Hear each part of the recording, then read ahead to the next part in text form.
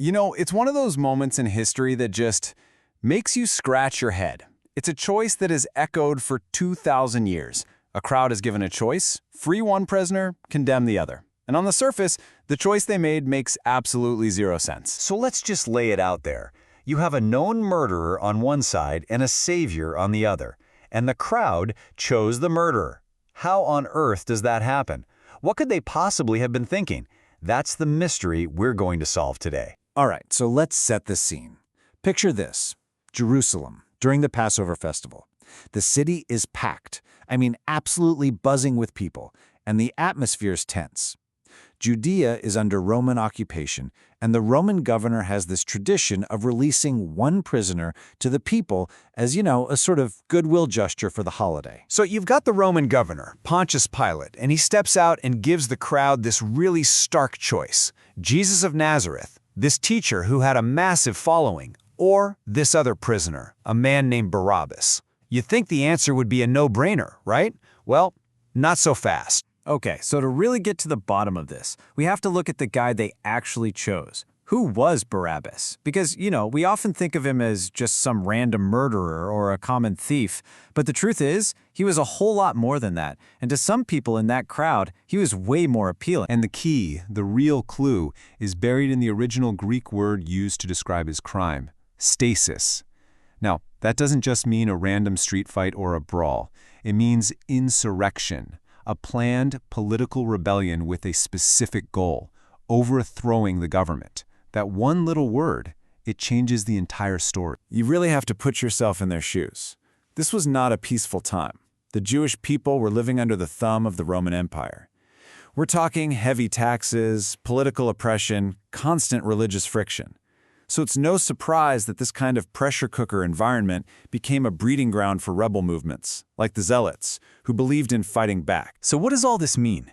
It means Barabbas wasn't just some thug. He was a political prisoner. The Gospels are clear. He was in jail for leading an insurrection against Rome. And yes, he had killed someone during that uprising. Get this, he's even described as a notable prisoner, which means he wasn't just some face in the crowd. He was a known figure, probably a leader of this resistance. And this quote right here, it really nails the mindset of the people in that crowd. If you're desperate for freedom, a man of action like Barabbas, someone who is literally fighting your oppressor, he doesn't look like a criminal. From their perspective, he might have looked like a hero, a patriot. Okay, so on one hand you have Barabbas, the guy who's all about action, about fighting Rome right now. But then, where does that leave Jesus? And this is really where everything comes to a head. It's this massive collision between what the people wanted and what Jesus was actually offering. See, for generations, the popular hope was for a Messiah who would be a warrior king, a political liberator, right? Someone who'd raise an army, kick the Romans out, and set up a physical, earthly kingdom. That's the savior they were waiting for. But Jesus? He was talking about something completely different. He taught about forgiving your enemies, about sacrificial love, and about a kingdom that was spiritual, not of this world. He just wasn't the general they had ordered.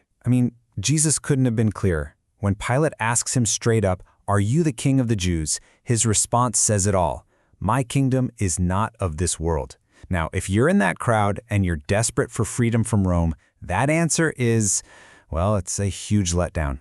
He was offering them a kingdom, sure, but it was the wrong kind of kingdom for what they thought they needed right then and there.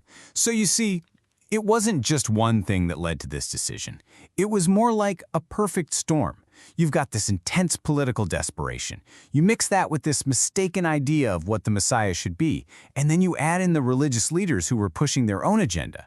And all of a sudden, Barabbas, the man of action, starts to look like the only logical choice for their immediate problems. But wait, the story goes even deeper than just politics and history.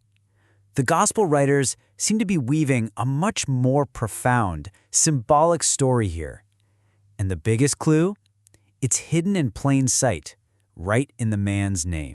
Let's just look at that name again. If you break it down into its Aramaic roots, the language people were speaking, you get Bar-Abba. And what does that name mean? It means son of the Father. Just let that sink in for a second. The irony here is absolutely off the charts.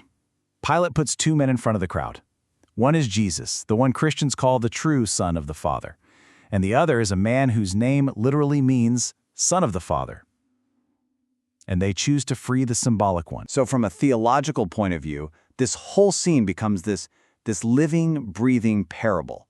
It's a perfect picture of what theologians call the Great Exchange. Think about it. Step 1, you have the guilty man, Barabbas, who represents all of us, really, and he's condemned to die. Then, step 2, the innocent one, Jesus, the true Son of the Father, steps in and literally takes his place. And the result? The guilty one walks free, all because the innocent one was sacrificed. All right, so we've looked at the history, the politics, and now this really deep theological symbolism. How do we bring it all together for a final verdict? So on one hand, you have the historical lens. Through that, yeah, you can kind of see how some in the crowd might have seen Barabbas as a freedom fighter, a patriot even.